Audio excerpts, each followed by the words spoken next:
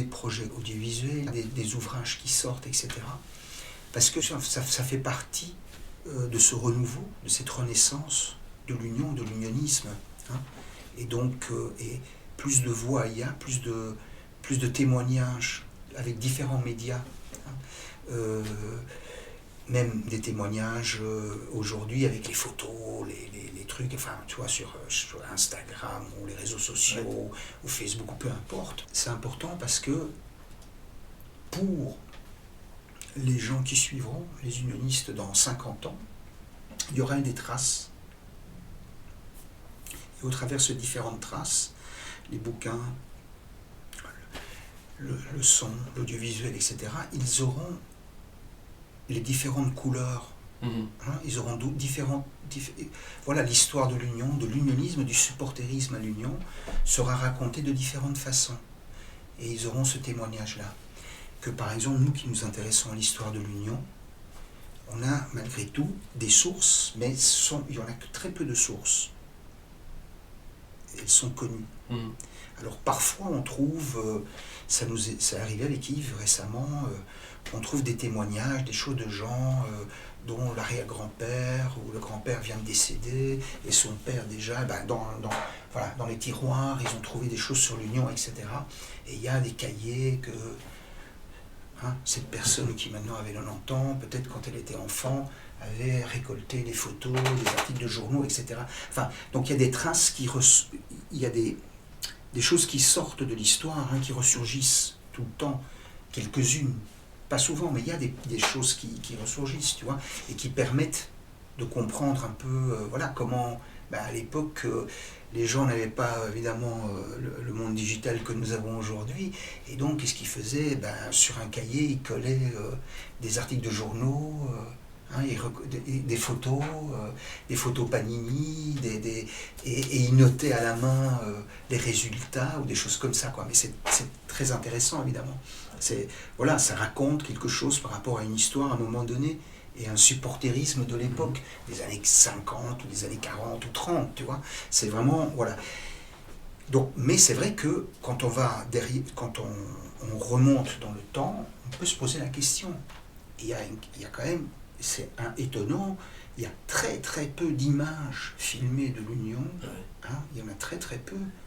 On a trouvé, nous, et à l'Expo on l'a projeté, et j'en parle dans le bouquin des 125 ans, on en parle d'un film qui tout à coup montre, assez long, qui montre l'Union 60 lors d'un derby, mais c'est extrêmement rare. Mais quand on remonte avant, il n'y a rien.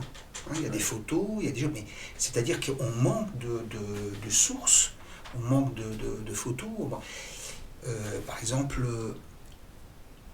on sait par des articles que de l'époque, donc que normalement des opérateurs pâtés venaient de Paris filmer le grand match au Racing Union, ou Union Racing, maintenant je me souviens, ou Union Racing, était le match qui devait donner le titre avant la Première Guerre mondiale. Puis ce match a été annulé et reporté, et on ne sait pas ce qu'est devenu cet opérateur pâté, est-ce qu'il est revenu, est-ce qu'il a filmé le match après ou pas, etc. En tout cas, il y avait des opérateurs, si des gens se déplaçaient de Paris pour des matchs, ça veut dire que c'était pas quelque chose qui était... Enfin, ils le faisaient de temps en temps, tu vois. Mais en fait, il n'y a pas de trace de ça, même dans les archives de l'INA ou dans les archives en Belgique, etc. Tu vois. Donc c'est très compliqué. Donc peut-être qu'il y a des bobines quelque part qui sont enfouies quelque part, stockées quelque part, qu'on a oublié de noter ce qu'il y avait dessus, tu vois, etc.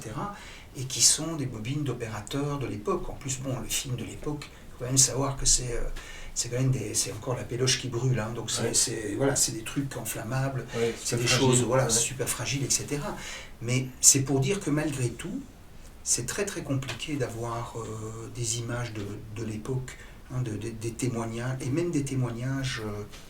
On a évidemment le football qui était l'hebdomadaire de l'Union. qui était l'ancêtre de la butte, on va dire, avant la butte, et qui, dès les années 1906, 7 maintenant de mémoire, 6 ou 1907, a commencé à être publié, et où on a quand même la trace de la vie du club. Donc la vie du club, et dans ce sens-là, où il y a effectivement le football en premier plan, les équipes d'âge aussi, mais il y a aussi donc la vie sociale, on va dire, les événements, les fêtes, les soirées solidaires, etc., qui existaient déjà à l'époque, et aussi la vie des autres sections sportives. Parce qu'il y a eu d'autres, dans le temps, il y a eu d'autres sections sportives, et dès le départ, en tout cas, l'Union avait une section football et une section course à pied. Donc, c'était dès le départ. Donc, c'est pas du tout par hasard que quand le stade d'Uden, quand au Duden, ils ont construit le stade, le stade le stade d'Uden, à l'époque, ça s'appelait comme ça, en 1919, ils ont pensé à faire une piste d'athlétisme. Parce que, je dirais, ce sport c'était un des sports du club. C'était un des 2 sports importants du club. Après, il y a eu des sections de volleyball, de basket notamment, de volleyball aussi, etc. Il y a eu d'autres sections sportives dans le temps qui se sont déclinées, on va dire.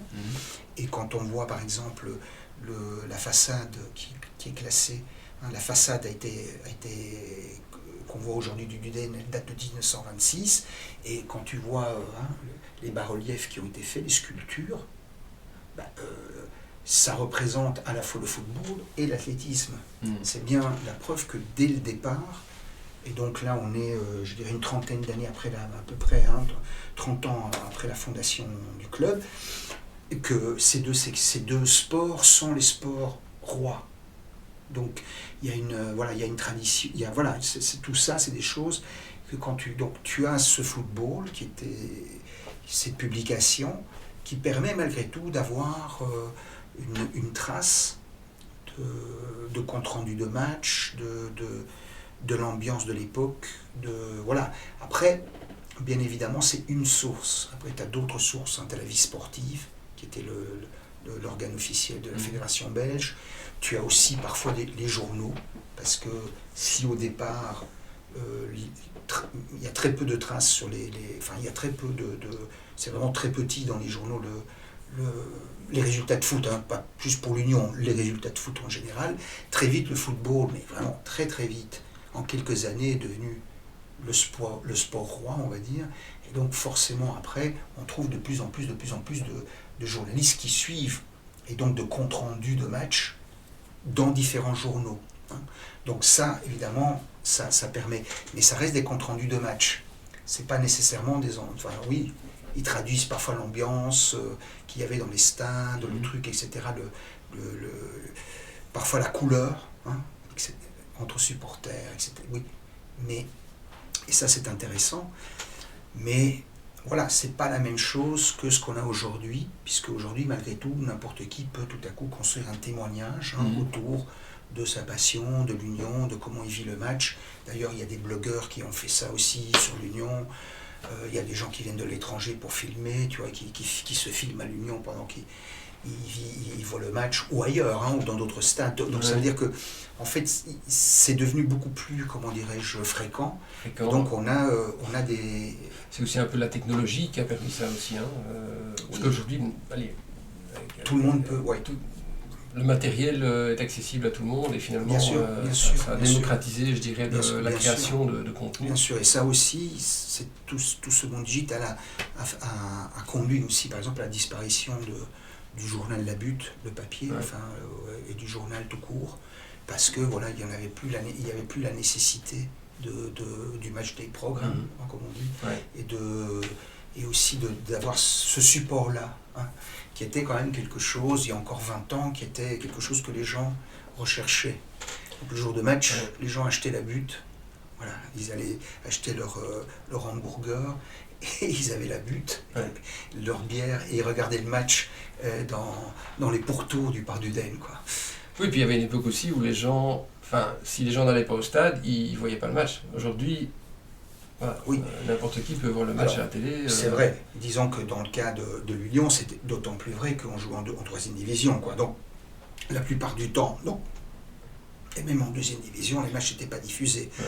Donc, par contre, pour l'équipe de première division, c'était un peu différent. Et ça, c'est évident parce que presque pendant un demi-siècle, l'Union n'a pas joué en première division, quoi. Et c'est justement à l'apparition, justement au moment où le football est devenu de plus en plus présent sur les écrans de télévision, les années 70. Ouais. Voilà, donc,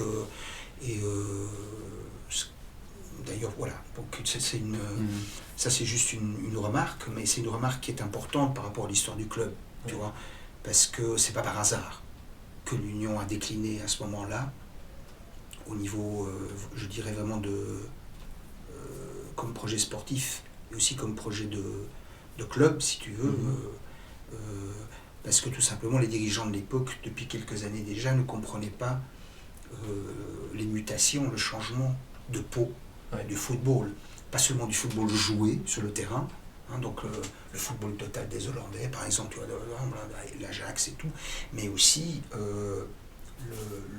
l'organisation du football, la gestion, l'apparition des sponsors, la figure du mécène entrepreneur qui devient le président d'un club, tu vois, qui, je veux dire, à la Van den Stock, on va dire, donc, mais pas que lui, en Europe, partout, beaucoup de figures comme ça, et puis le sponsoring sur les maillots, etc. etc.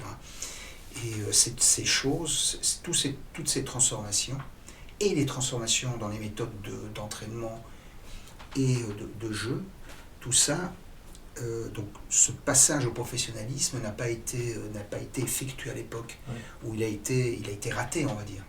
Parce que, force de constater, parce qu'on est descendu très vite, on a presque fait faillite, de facto on était faillite, on a été sauvé de la faillite, on va dire, et donc tout ça, évidemment, il y a eu vraiment une transition qui était manquée.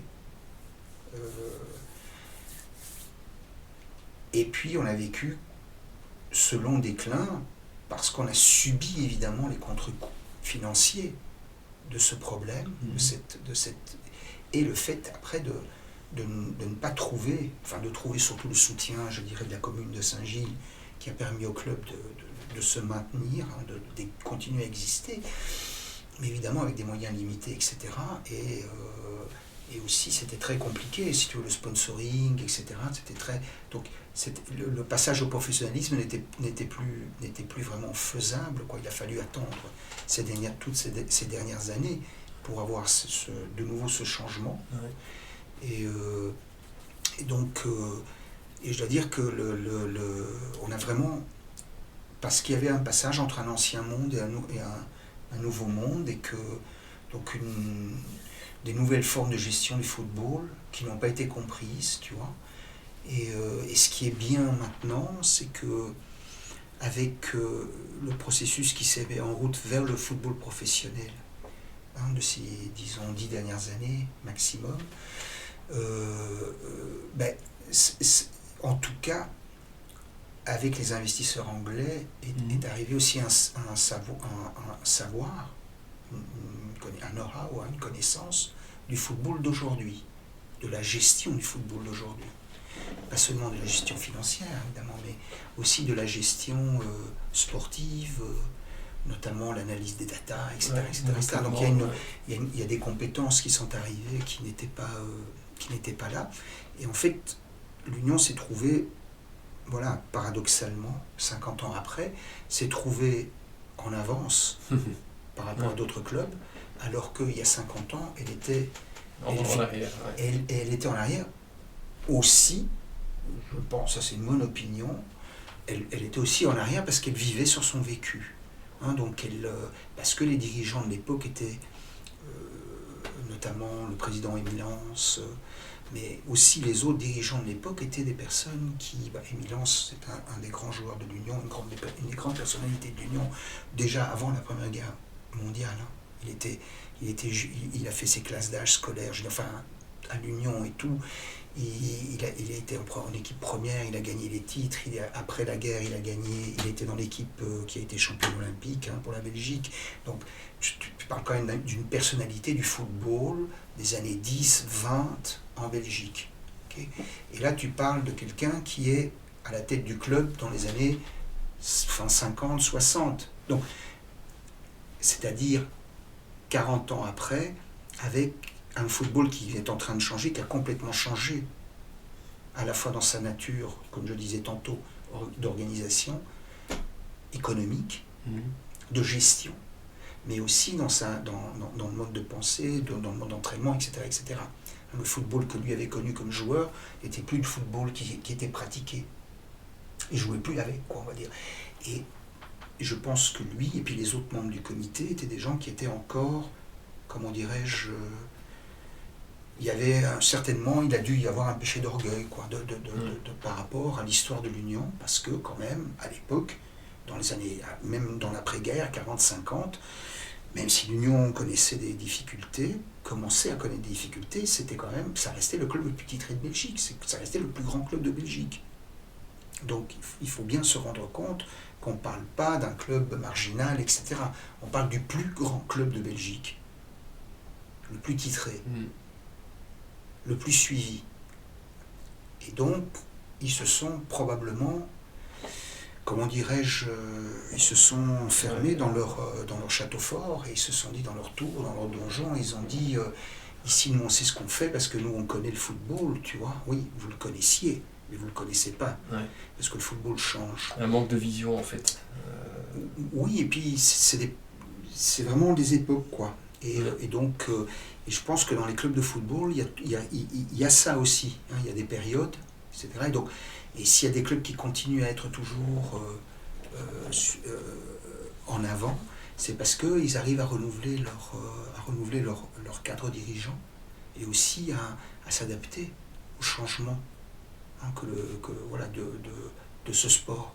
Parce qu'il y a des changements, tu vois, il y a des changements aussi en termes, je prends un changement que tout le monde peut comprendre, que tous nos auditeurs peuvent comprendre, hein, l'arrêt Bosman, je veux dire, ça change, dans les années 90, ça change complètement la donne, hein, ça change tout dans l'organisation du foot. Donc forcément, il y a aussi ça qui entre en ligne de compte dans l'organisation des choses. Et puis bon, on était parti de l'évocation de la télévision, hein, des matchs télévisés ou pas. Et bien, évidemment, la télévision a eu un impact très important, à la fois parce qu'il a amené une visibilité ailleurs, hein, supporterisme qui a été relayé maintenant par les médias, etc., par les réseaux sociaux, parce qu'il y a un supporterisme à distance qui se crée dans le monde. Hein. Oui. Je ne parle pas de l'Union nécessairement, mais je parle des autres grands clubs, tu vois, qui ont des supporters à Singapour, à Bali, à Bangkok, oui. à Ottawa au Canada, qui n'ont jamais assisté à Sao Paulo, oui, enfin, tu vois, voilà, parce que ça crée ça évidemment comme phénomène, hein. C'est comme une caisse de résonance, c'est assez surprenant, mais c'est ça en fait. Hein. Et la télévision, les images arrivent partout maintenant, etc.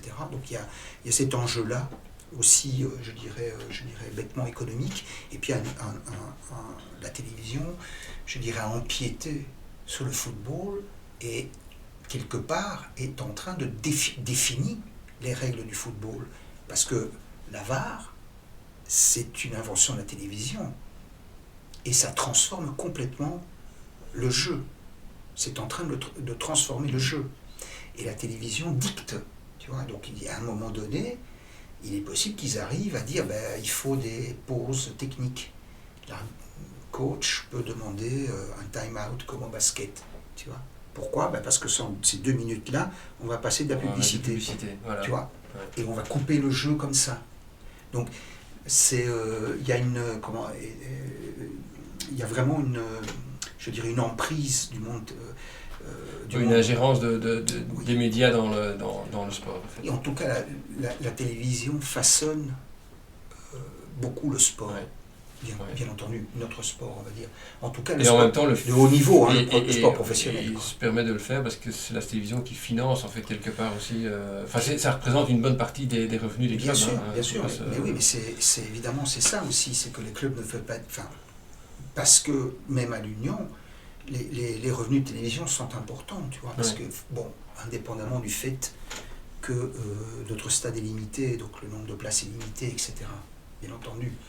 Mais au-delà de ça, même si tu avais un stade, le futur stade, mettons, le nouveau stade, voilà, qui se fasse et qu'il y ait 15, 17 000 places, c'est pas avec ces 15, 16, 17 000 places que tu vas financer ta saison. Tu comprends ? Donc la télévision reste quelque chose de très important. De D'autant plus que les sponsors, ils arrivent, pourquoi? Parce qu'il y a la télévision, il y a des images. Tu vois, parce que sinon, pourquoi je devrais pas? Juste pour les gens qui vont au stade voir la pancarte, la banderole, avec le nom voilà, du boucher du coin, aussi sympathique soit-il, salut Gaston, mais c'est pas, tu vois, c'est pas possible, Ouais, c'est clair. bien entendu, c'est pas possible.